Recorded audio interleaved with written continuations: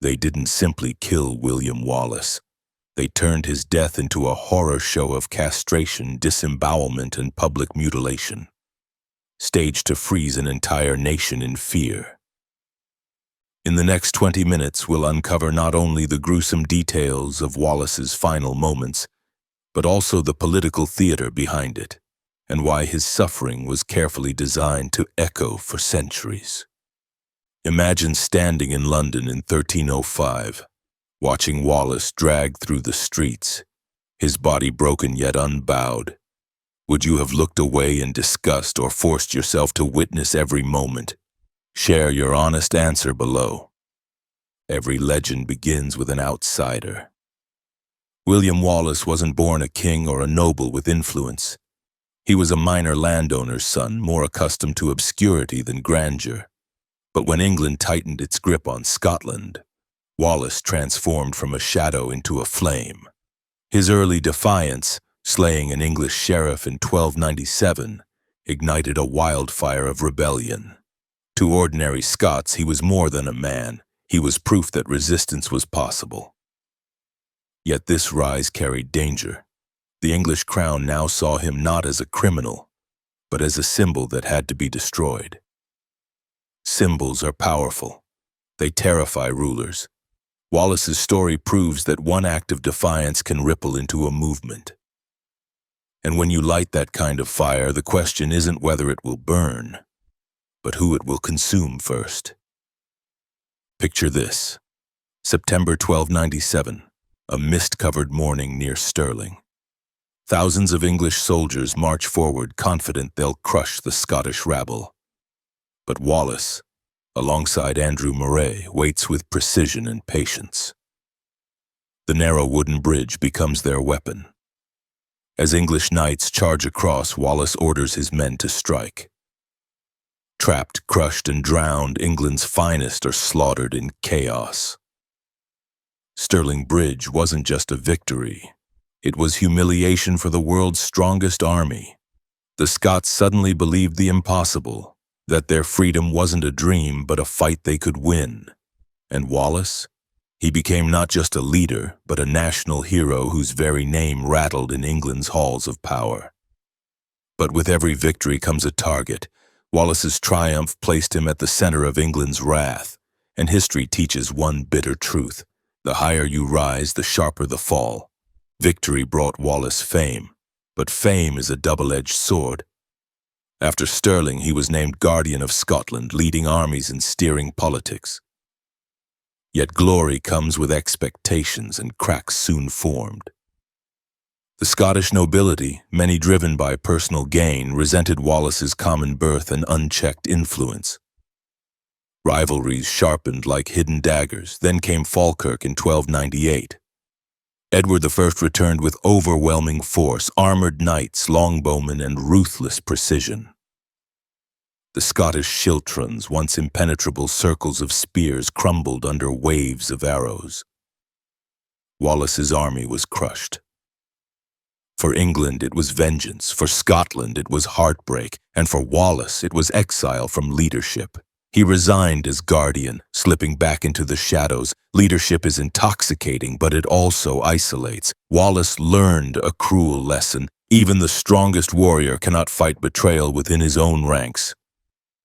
By 1305, Wallace was no longer a commander of armies, but a hunted man. Betrayal often comes not from enemies, but from those closest to you. A Scottish knight named John de Menteith handed Wallace over to the English, selling his countrymen for favor and reward. The capture was not just military, it was psychological. England needed him alive, humiliated, paraded as proof that rebellion would always end in chains. Bound in irons, Wallace was dragged south, his very body turned into a message. Imagine the fear among his followers, their hero not slain in battle but shackled like a common thief. And that's the genius of tyranny. It doesn't just kill bodies, it breaks spirits. Yet sometimes humiliation fails. Wallace's capture didn't silence the Scots. It planted the seed of his martyrdom. In August 1305, William Wallace was chained like an animal and dragged nearly 400 miles from Scotland to London. Not riding, not walking with dignity, but hauled on horseback, bound so tightly that his wrists bled. This wasn't transport, it was performance. Every village, every town along the route became a stage for Edward's message. This is what happens to rebels. Crowds gathered to stare at the man they once heard sung about in tavern tales. To the English, he was a villain. To Scots forced to watch, he was both shame and inspiration. The humiliation was deliberate. Tyranny works best in daylight, not darkness. By the time Wallace reached London, his body was weakened, but his defiance remained intact. And that unbroken spirit frightened Edward more than an entire army. August 23, 1305, Westminster Hall. Wallace stood before a packed court, but the outcome was decided before the first word. There was no jury, no defense, no chance of mercy. He was accused of treason against Edward I, a charge Wallace famously rejected, declaring he had never sworn loyalty to an English king. That single statement struck the court like a thunderclap. The law they wielded against him was illegitimate in his eyes. The verdict, of course, was death, but not a simple death. Edward ordered the most brutal execution reserved for traitors, to be hanged, drawn, and quartered. In that moment, Wallace was not just condemned, he was staged. The trial was theater, his words the script, his body the performance yet to come. And every act was designed to crush hope in Scotland. The list of accusations rolled out against Wallace was long and venomous. Treason, murder, robbery, and arson. But hidden beneath the legal jargon was a deeper truth. This wasn't about crimes, it was about symbols. Wallace wasn't punished for killing soldiers. War already justified that. He was punished for daring to challenge England's right to rule. He was charged with treason against a king he never acknowledged, branded as an outlaw whose very existence threatened Edward's claim over Scotland. Even the wording of the charges was meant to humiliate, describing him as a thief and butcher rather than a commander. Labels can be as powerful as weapons. They don't just kill a man's body, they rewrite his legacy. But Wallace's name would not be erased so easily. In fact, the charges sealed his fate in history. Edward could have ordered a clean execution, but clean deaths don't inspire terror. Instead, Wallace was sentenced to the grisliest punishment in medieval England, hanged, drawn, and quartered. It was not simply a way to kill, but a ritual of warning. First to hang until nearly dead, then to be cut down, mutilated, and butchered alive, finally to be dismembered with body parts scattered across the realm. Every step of this punishment was political choreography, aimed to etch fear into the hearts of anyone who dreamed of rebellion. And Edward I, the hammer of the Scots, knew that Wallace's end would echo louder than his victories. Sentences are meant to close stories, but sometimes they open legends instead. On the day of execution, Wallace was tied to a hurdle and dragged through the filthy streets of London to Smithfield. Crowds pressed in, some jeering, others watching in horrified silence. His punishment began not with death, but with humiliation and pain. Wallace was stripped naked, his body exposed before the mob, then brutally castrated. The act was not just to inflict agony, it was symbolic, a calculated strike against his masculinity and his role as a father figure to the rebellion. In medieval justice, castration was the ultimate gesture of domination, stripping a man of dignity before stripping him of life. Pain is temporary, but the message it sends can last for generations. Edward wanted every rebel to feel Wallace's scream, but the cruelty did not stop there. Still alive, Wallace was forced to endure the most grotesque part of his sentence: evisceration. His abdomen was slit open, his internal organs pulled from his body one by one and thrown into a fire before his eyes. The symbolism was chilling. His very life burned away in front of him, turned into spectacle for the masses. This was not punishment. It was theater, a performance staged to magnify terror. Yet, according to chroniclers, Wallace endured with remarkable defiance. Even as his body was torn apart, his silence screamed louder than the crowd's noise. Pain may break flesh, but spirit resists in ways no blade can pierce. In that moment, Wallace became more than a man. He became martyrdom incarnate. After enduring hours of torment, Wallace's ordeal reached its final moments.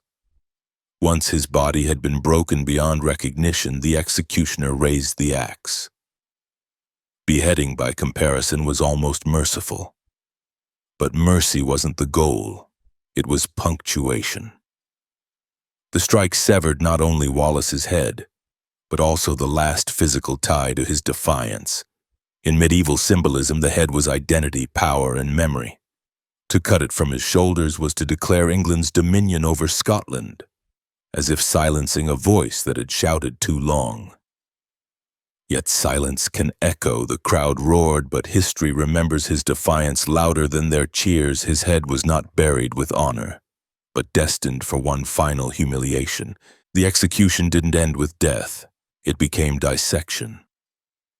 Wallace's body was hacked into 4 parts, each quarter sent to distant corners of the kingdom: Newcastle, Berwick, Perth, and Stirling.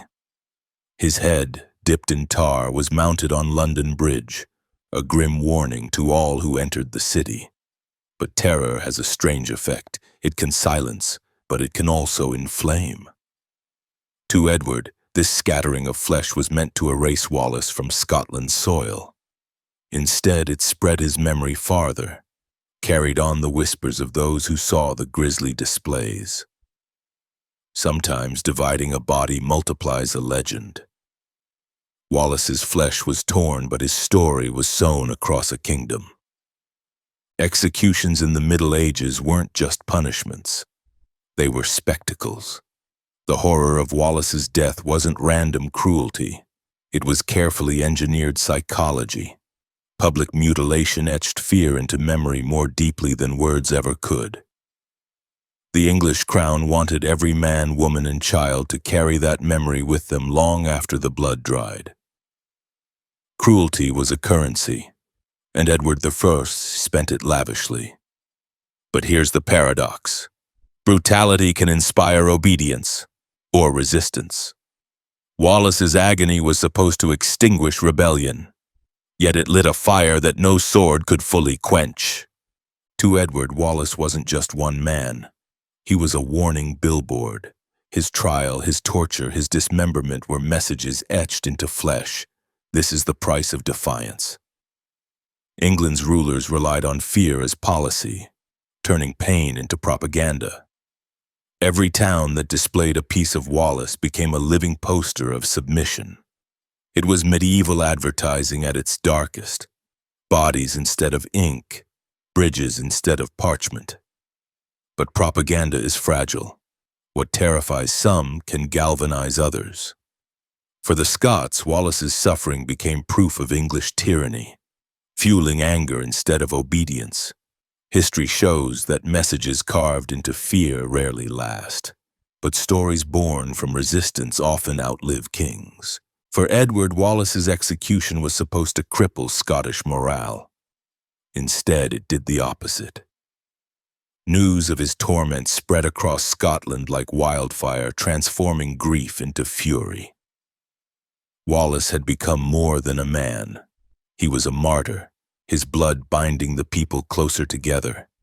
Leaders like Robert the Bruce would later harness that anger, using Wallace's memory as fuel for their own campaigns of resistance. To ordinary Scots, Wallace's death proved that England feared them enough to unleash unimaginable cruelty. Fear can silence the weak, but it also emboldens the strong. Scotland's fight for independence didn't die at Smithfield. It was reborn there. Wallace wasn't the only rebel to face brutal punishment, but his death stood out for its sheer scale of cruelty. Many rebels were hanged, some were beheaded. Few endured the full theater of being drawn, castrated, disemboweled, beheaded, and quartered. Even in an age of savagery, Wallace's fate was exceptional. It highlights how rulers sometimes amplify punishments to match the scale of defiance. The more dangerous the rebel, the more spectacular the spectacle. But history often flips the script. The greater the cruelty, the stronger the legend that follows. From Spartacus in Rome to Joan of Arc in France, executions designed to erase names instead etched them deeper into memory. Wallace's death didn't erase him, it amplified him. Stories of his bravery began spreading almost immediately, retold in whispers and fireside songs. The more brutal his end, the more powerful his legend became. People spoke not of a defeated rebel, but of a man who stared down the might of England and refused to yield. Legends thrive on defiance, and Wallace provided it in abundance. Over time, fact and myth fused. Tales of his impossible strength, his cunning strategies, even supernatural resilience. The English destroyed his body, but the Scots built a myth stronger than any fortress. The legend of Wallace took written form in the 15th century, when Blind Harry composed the Wallace, an epic poem that turned the rebel into a near-mythic hero. Though filled with exaggerations, giant battles, speeches, impossible feats, the poem cemented Wallace as a symbol of Scottish pride. For centuries, the Wallace was second only to the Bible in popularity across Scotland, carried by bards and villagers alike. Literature didn't just preserve his memory, it magnified it, embedding him into the cultural identity of a nation. Words became weapons sharper than any English sword. They ensured that every generation would know not just of Wallace's life, but of the values he represented: courage, defiance, and sacrifice. Centuries later, Wallace's story leapt from parchment to the silver screen. Braveheart, 1995, reintroduced him to the world, though with more myth than fact. The film showed a fearless warrior crying freedom with his dying breath, but glossed over much of the gruesome reality. There was no clean cry of liberty at Smithfield, only silence, pain, and mutilation. Yet Hollywood did what legends always do. It stripped away the unbearable detail to craft a timeless symbol. Accuracy was sacrificed for emotional truth, and millions were moved by it. That tells us something vital. Stories don't need precision to inspire. They need resonance. And Wallace's name resonates louder than the facts of his torture ever could. Edward Bush believed cruelty was control. Wallace's death was meant to smother rebellion with fear, to remind Scotland that defiance would end in ashes. But terror is a fragile tool. It cuts in both directions. For some, it brings submission. For others, it sparks rage. Wallace's mutilated body became fuel for rebellion, not its end. The very spectacle meant to extinguish his cause made him eternal. History is full of rulers who learned the same lesson.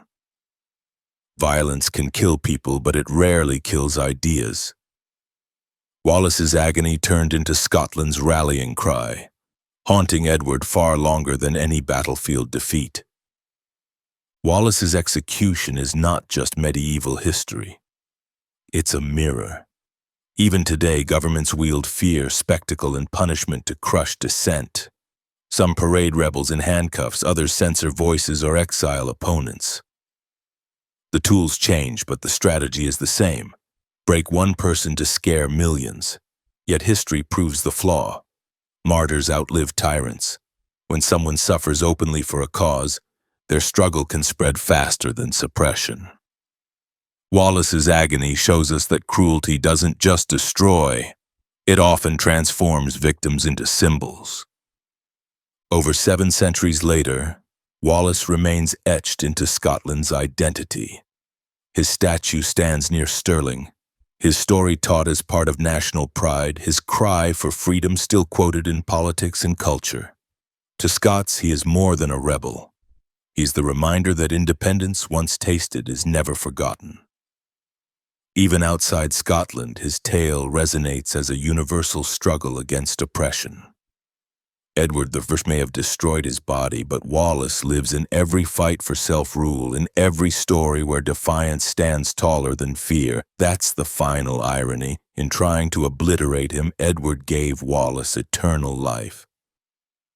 In the end, Wallace's death tells us a story not of defeat, but of transformation. His body was torn apart, but his spirit became whole in legend. Edward wanted silence, but history gave Wallace a voice that never fades. Next, we'll uncover another life ended in fire and steel, proof that sometimes the harshest punishments create the loudest legacies.